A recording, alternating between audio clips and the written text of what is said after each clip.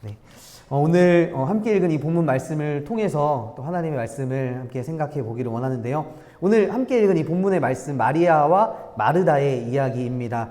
흔히 이 말씀은 교회 권사회 모임이나 권사 헌신 예배 때 주로 다루어지는 본문이죠.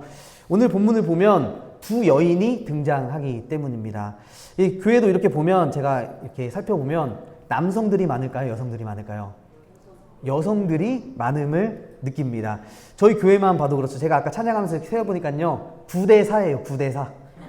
네, 저희 라이미까지 쳐서 오늘 예배에 참석하신 분들은 여성이 9분, 남성이 4명입니다. 그런데 이 성경이 쓰인, 그리고 성경이 기록된 이 시대에는 여성들이 인정받지 못했던 시기였습니다. 근데 요즘 이 여성들에 대한 어떤 책이나 여성들의 이런 사회의 진출, 이런 것들이 화두인 거 아시나요, 여러분? 화두.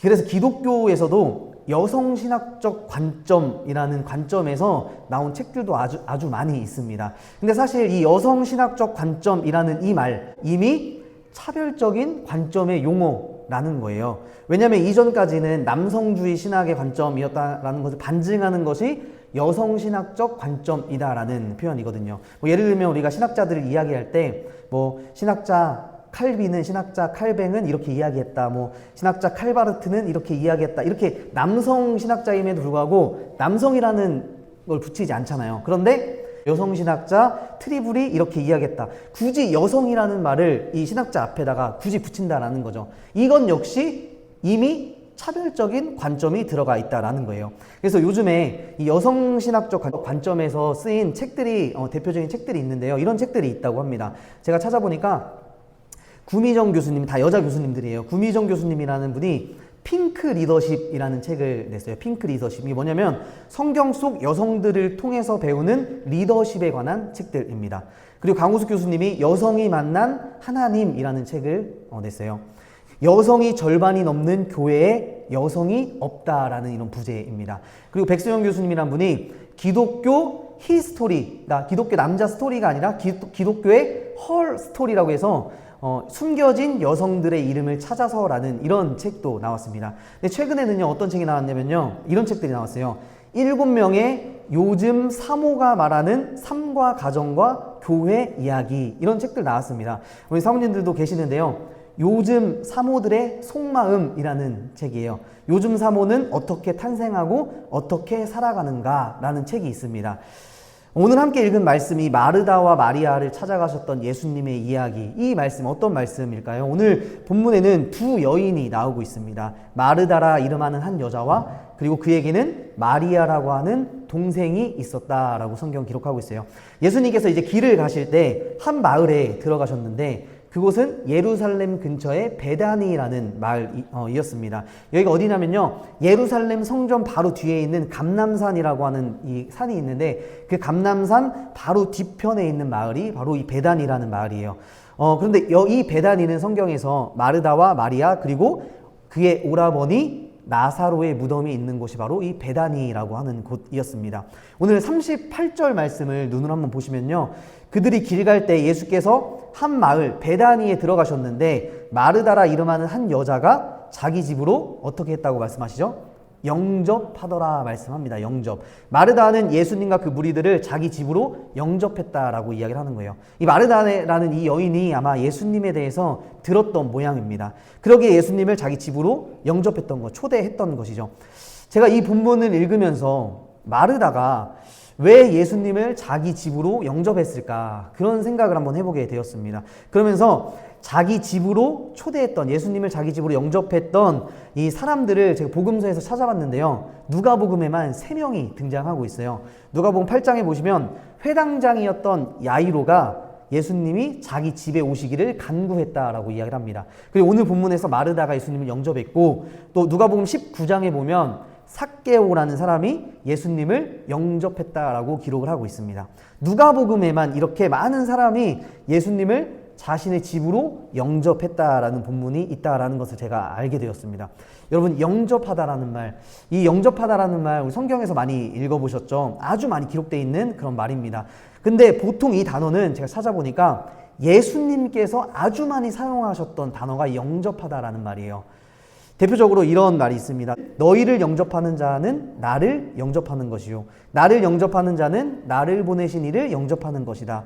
의인의 이름으로 의인을 영접하는 자는 의인의 상을 받을 것이다 말씀합니다. 그리고 어린아이 하나를 영접하면 곧 나를 영접한다 라고 말합니다. 내가 나그네 되었을 때 나를 영접하였고, 영접하는 자 곧 그 이름을 믿는 자들에게는 하나님의 자녀가 되는 권세를 주셨다라고 말씀합니다. 이처럼 예수님께서는 이 단어를 아주 많이 사용하셨고 이 단어를 아주 많이 사랑하셨다라는 것을 볼 수가 있습니다. 이 말은 뭐냐면 예수님은 이 영접하다, 영접이라는 말에 꽂혀 있었다라는 거예요. 제가 한때 이 논문을 쓸 때 제가 창세기 3장으로 논문을 썼는데요. 창세기 1장에 보면 하나님의 형상이라는 단어가 있어요. 하나님의 형상. 그래서 이 단어에 한때 꽂혀서 집에서 맨날 아내한테 하나님의 형상에 대해서 계속 얘기했던 적이 있습니다. 이게 성경에서 중요하니까, 논문에서 중요하니까 제가 일상생활에서 계속 하나님의 형상에 대해서 계속 이야기했던 거예요. 근데 저희 아내가 언제까지 하나님의 형상 이야기할 거냐고, 또 하나님의 형상이네. 지금까지 저는 하나님의 형상이라는 단어가 제 마음에 있어요. 그래서 하나님께서 우리를 형상으로 지으셨고 그 형상대로 살아가야 하는 것이 우리 기독교인, 그리스도인의 본분이다라는 것이 제 목회의 철학이기 때문에 이 말을 계속 곱씹는 거죠. 예수님께서도 마찬가지예요. 예수님께서도 이 영접하다라는 말을 그만큼 사랑하셨다라는 거예요. 이 영접하다라는 말 뭡니까? 받아들이고 접대한다라는 의미예요. 만나고 대한다라는 의미가 영접하다라는 그런 의미입니다. 문자적으로 이 말은 거부하지 않고 받아들이고 접근을 허용한다라는 말이 영접하다라는 말입니다. 그래서 상대방을 흔쾌히 환대하는 것을 영접하다라고 이야기를 해요. 여러분이 환대라는 것, 환대의 문화가 구약성경 이스라엘의 백성들은 조상 아브라함 때부터 아주 중요한 관습 중에 하나였습니다. 자신들의 구역에 이렇게 찾아오는 이 손님을 내쫓지 않고 기꺼이 받아들여서 안식처를 제공해주고 음식을 주는 것, 바로 환대, 영접이다라는 거죠. 구약성경에 이런 일들이 아주 많이 기록되어 있습니다. 근데 예수님을 자신의 집으로 영접했던 이 세 명, 회당장 야이로, 마르다, 삭개오, 이 사람들은 예수님을 영접하고 나서 하나님의 뜻을 깨닫고 하나님을 만나고 하나님을 깨달아 알았다라는 거예요. 오늘 이 마르다와 마리아 본문은 여러분들 설교도 많이 들어보셨을 거예요. 대개는 이렇게 해석을 합니다. 마르다는 예수님을 영접하고 나서도 어디에서? 부엌에서 준비하는 일이 많아서 마음이 분주했고, 동생 마리아는 주님의 발치에 앉아서 예수님의 말씀을 들었다라는 이 본문을 통해서 내가 뭘 준비해서 예수님을 맞이하는 것이 아니라 마리아처럼 예수님의 발치에 앉아서 주의 말씀에 집중하는 신앙인이 되자, 뭐 이렇게 교훈을 주는 것이 이 본문에서 얻을 수 있는 대부분의 말씀입니다. 그런데 하지만 여러분, 이 본문에서 마리아의 행동을 우리가 잠시 들여다보기를 원하는데요. 마르다가 이 부엌에서 맡은 이 과중한 노동, 부엌에서 예수님께 드리려고 했던 이런 부엌에서 하는 일이 진짜 문제였을까요? N.T. 라이트라는 신약 학자는 이렇게 이야기합니다. 이 본문에서 더 중요한 건 뭐냐면, 더 큰 문제는 뭐냐면, 당시 상황적으로 생각해 볼 때 마르다보다 동생 마리아가 당시에 일반적인 남자들이 하는 행동을 하고 있었다라고 이야기를 합니다. 동생 마리아가 당시 남자들이 하고 있었던 행세를 하고 있었다. 이게 더 큰 문제였다라는 거예요. 왜냐하면 당시 문화에서 이 집은 남성의 공간과 여성의 공간이 나누어져 있었다라고 합니다. 남성의 역할과 여성의 역할이 엄격하게 구분이 되어 있었다라고 하는 거죠. 거실은, 여러분들, 거실은 남성들의 만남의 장소였습니다. 여러분들의 거실은 누구의 장소입니까, 여러분? 지금 거실에서는 누가 이렇게 활동을 하시고 누가 계세요? 거실이 만약 지금도 남성들의 공간, 남성들만이 소파에 앉아서 쉬는 그런 공간이라면 아직도 우리는 2000년 전 사고방식과 같은 사고방식을 하고 산다라고 볼 수 있어요. 반면에 부엌을 비롯해서 외부인들에게 드러나지 않는 다른 구역들은 여성들의 공간이었다라고 합니다. 그래서 아직도 부엌이 여성들의 공간이라고 생각해서 부엌 일을 소홀히 하는 남자들은 없겠죠? 그런 남성들이 있으십니까? 근데 안 되는 거예요. 그래서 오늘 본문에서 이 마리아의 모습을 보면 당시 문화적으로 아주 뻔뻔하고 불미스러운 일을 하고 있었다라는 거예요. 제가 예전에 이스라엘에 있을 때요, 팔레스타인 사람들이 초청받아가지고 그 집에 갔었던 적이 있었습니다. 선교사님, 다른 두 목사님 두 분이랑 갔는데 저희를 그분이, 팔레스타인 분이 거실로 인도를 해주셨어요. 근데 거실에 저희가 이렇게 앉았는데 거실에 누가 앉냐면 제일 좋은 가운데 소파에는 저희들 세 명이 앉았습니다. 그리고 그 옆에 할아버지, 아버지, 그리고 남자, 손자들이 그렇게 앉아서 차를 마셨습니다. 근데 제가 여자들이 아무도 없어서 뭔가 이상해서 주위를 이렇게 살펴봤는데 할머니랑 뭐 어머니, 며느리, 여자아이들 다 어디에 있었을까요? 부엌 옆에서 이렇게 숨어가지고 거실을 이렇게 쳐다보고 있는 거예요. 바라보고 있었습니다. 아직도 이스라엘 팔레스타인 땅에는 아직도 이런 문화가, 성경의 문화가 남아있다라는 것이죠. 아직도 여자들이 설 자리가 없다라는 거예요. 또 당시에는 이 선생님의 발치에 앉아있는 것은 남자의 역할이었을까요? 여자의 역할이었을까요? 분명 남자의 역할이었습니다. 사도행전에 보시면 사도 바울 있죠. 이 사도 바울은 가말리알이라는 선생님 밑에서 이 말씀을 배웠는데 발치에 앉아서 그에게 율법을 배웠다라고 이야기를 합니다. 그러니까 누군가의 발치에 앉는다는 것, 그의 제자가 된다는 것인데 이것은 당시에 남자들에게만 해당되는 말이었다라는 거예요. 이런 배경을 가지고 오늘 본문으로 돌아와서 다시 마르다와 마리아의 이야기를 함께 살펴보면 왜 누가복음을 기록한 이 누가가 마르다와 마리아를 비교해서 이런 이야기를 했는지 우리가 좀 알 수 있습니다. 오늘 말씀 41절 말씀, 42절 말씀을 우리 한 번 더 함께 읽어보도록 하겠습니다. 41절, 42절 말씀 함께 읽겠습니다. 시작. 주께서 대답하여 이르시되 마르다야, 마르다야, 내가 많은 일로 염려하고 근심하나 몇 가지만 하든지 혹은 한 가지만이라도 족하니라. 마리아는 이 좋은 벽을 택하였으니 빼앗기지 아니하리라 하시니라. 아멘. 예수님 이렇게 말씀하시는 거예요. 네가 많은 일로 염려하고 근심하고 있느냐. 몇 가지만 하든지 아니면 혹은 한 가지만이라도 좋으니 마리아는 자기 좋은 편을 택하였다. 이렇게 이야기를 합니다. 예수님의 이 말은 마르다가 하는 일이 보잘것없고 틀린 것이 아니라 또 그리고 마리아가 택한 것은 좋은 것이다 라고 이야기를 하는 게 아니에요. 마르다와 마리아의 오늘 이 본문의 이야기는 남성과 여성, 당시 바리새인들과 율법교사들이 만들어 놓은 이 벽을 허물어버리는 이야기가 바로 오늘 이야기라는 거예요. 유대인 남성이었던 예수님도 아마 잘 알았을 거예요. 이런 문화 속에 사셨기 때문에 이 남자와 여자의 갈등, 차별이 있었다라는 것을 잘 아셨을 겁니다. 그럼에도 불구하고 예수님은 이들 여성들을 차별하지 않으셨다라는 본문이 오늘 본문이에요. 예수님은 마리아의 권리를 인정해 주셨다라는 것입니다. 이 마리아 역시 당시 남자들이 독차지하고 있었던 그 공간에서 예수님의 말씀을 들을 수 있는 권리가 있다라는 것을 예수님께서는 알려주신다라는 것입니다. 예수님의 이런 모습 속에서 이 누가복음에 전체적으로 흐르는 사상이 있어요. 그것은 뭐냐면 이방인들을 향한 하나님의 사랑이었다라는 거예요. 이방인들 구원받을 수 없는 사람이라고 유대인들을 여겼지만 그 사람들까지 다 예수님의 제자가 될 수 있고 여인들, 당시 약자들, 이 사람들을 더 부각해서 나타내는 복음서가 바로 누가복음이다라고 말할 수 있기 때문입니다. 유대인들 당시 남자들은 상당히 배타적이었고 이기적이었습니다. 자신들만 구원받고 선택받은 사람이라고 생각했습니다. 특히 이런 문화는 여러분 우리나라 문화와도 조금 비슷한 것 같아요. 저도 제 아내를 만나서 결혼하기 전까지는요, 저도 알게 모르게 남자로 살아오면서 받았던 당연한 혜택들 그리고 차별 속에서 받았던 환대를 모르고 살았습니다. 저는 그게 당연한 줄만 알았어요. 근데 결혼해서 제가 이것저것 각자의 삶을 돌아보면서 이렇게 이야기를 해볼 때 남자로 태어났다는 것 자체로서 얻은 것들이 많이 있다라는 것을 많이 깨달았습니다. 사실 사람마다 생각하는 것 나름이겠지만 지금 우리 사회에도 분명히 남성과 여성이 보이지 않는 이 차별이라는 선이 그어져 있다는 것이 사실입니다. 여러분 사회만 그럴까요? 교회는 어떨까요? 교회. 그래도 사회는 빠르게 변화됨에 따라서 이제 사회는 어느 정도 이 남녀 차별이 많이 사라졌어요. 이제는 어떤 말이 나오죠? 도리어 남성들이 차별을 받는다는 이야기가 나오는 시대입니다. 여러분 교회는 어떨까요? 교회. 아직도 여성은 목회자가 될 수 없다라고 목사 안수를 주지 않는 그런 교단도 존재합니다. 여성은 왜 목회자가 되면 안 됩니까? 여성은 왜 강대상에서 말씀을 전하면 안 되는 겁니까?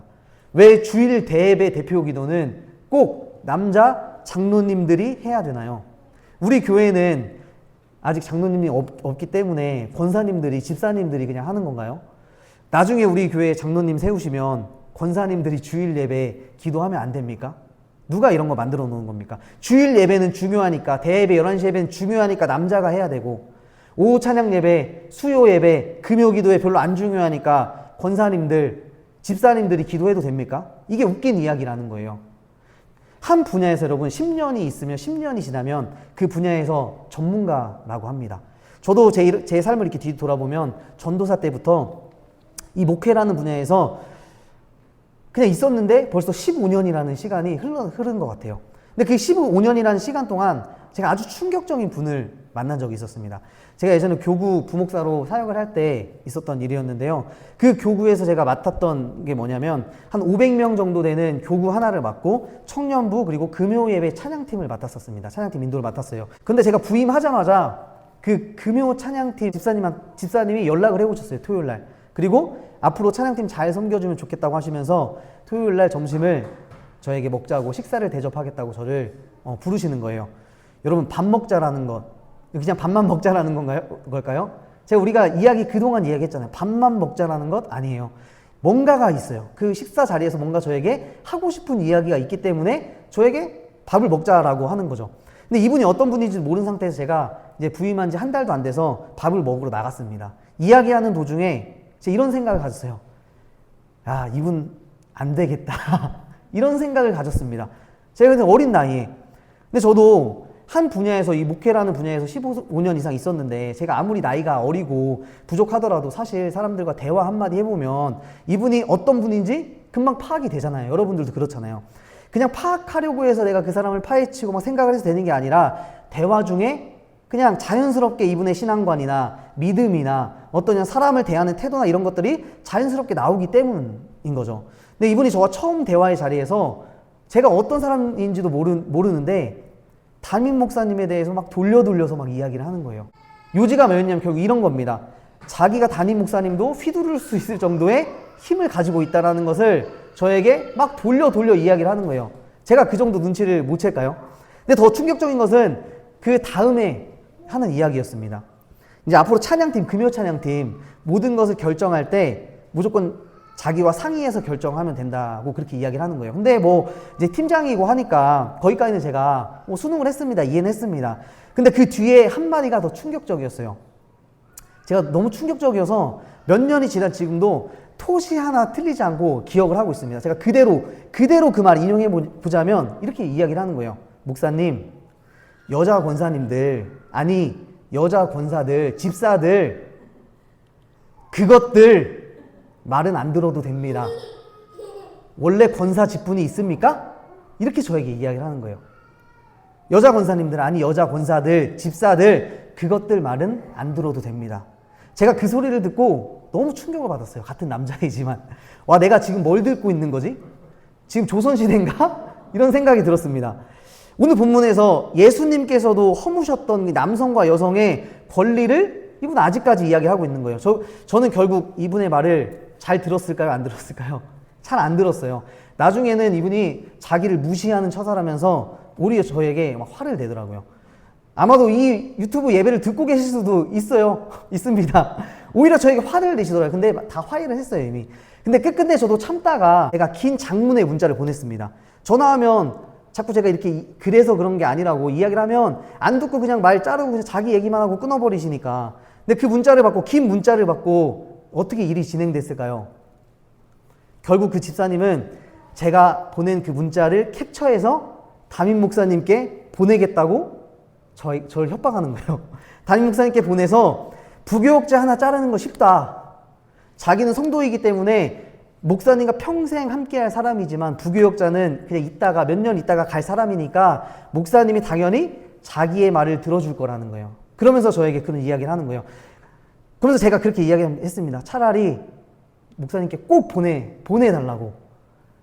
결국 담임 목사님께 보냈습니다. 그리고 그 당시에 목사님께서 그 문자를 받으시고 월요일날 문자 받으시고 그 다음 주에 교역자 회의를 마치시고 저를 불러서 이렇게 이야기를 하시는 거예요. 근데 그 문자를 받고 나서 목사님 이런 생각을 하셨답니다. 이 목사가 참다 폭발했구나. 이런 생각을 하셨대요. 그 이후에 담임 목사님께서 저한테 그냥 목사님이 잘못한 게 없어도 목회자랑 성도랑 싸우면 안 된다. 성도를 품어야 된다. 그래서 목회적으로라도 그냥 사과하고 잘 풀라고 해서 제가 가서 미안하다고 하고 족구도 하고 미안하다고 그렇게 웃으면서 푸른 적이 있었습니다. 제가 이분을 싫어해서 이런 말을 하는 게 아니라요. 이분의 이야기를 왜 이렇게 길게 했냐면 요지는 이거예요.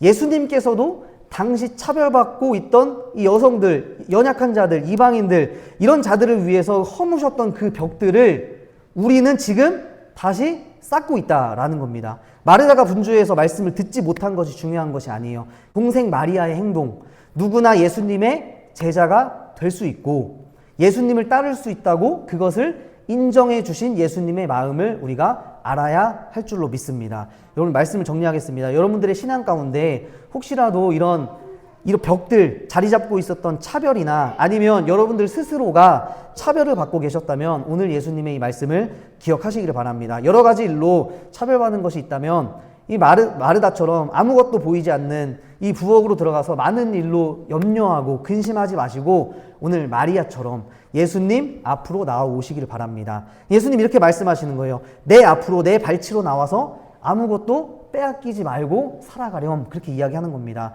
너도 나의 귀한 자녀이고 제자다라고 말씀합니다. 나의 제자가 될 권리가 있다라고 말씀하시는 거예요. 요한복음 1장 14절 영접하는 자 곧 그 이름을 믿는 자들에게는, 어떤 자들이든 그 이름을 믿는 자들에게는 하나님의 자녀가 되는 권세를 주셨으니 말씀하시잖아요. 마르다와 마리아는 예수님을 영접했고 이제 하나님의 자녀가 되는 권세를 받았습니다. 여러분, 예수님을 영접하셨다면 하나님의 자녀가 되었고 또 자녀로서 누릴 수 있는 권리를 누리셔야 한다라는 거예요. 그래서 말씀 앞에서 주님을 1대1로 만나셔야 되고 더 이상 사람들이 만들어 놓은 이 벽, 그 벽을 예수님께서 허무셨다라는 것을, 그것을 기억하시면서 교회 신앙생활 하실 때 자꾸 차별의 이런 벽들에 가려서 여러분들 자유롭게 신앙생활, 행복하게 신앙생활 하지 못하는 그런 신앙생활 하지 않으시기를 바랍니다. 허무신 벽을 통해서 우리가 주님 앞으로 나아갈 수 있다는 것을 늘 기억하시고 행복한 신앙생활 하시기를 주님의 이름으로 축복합니다.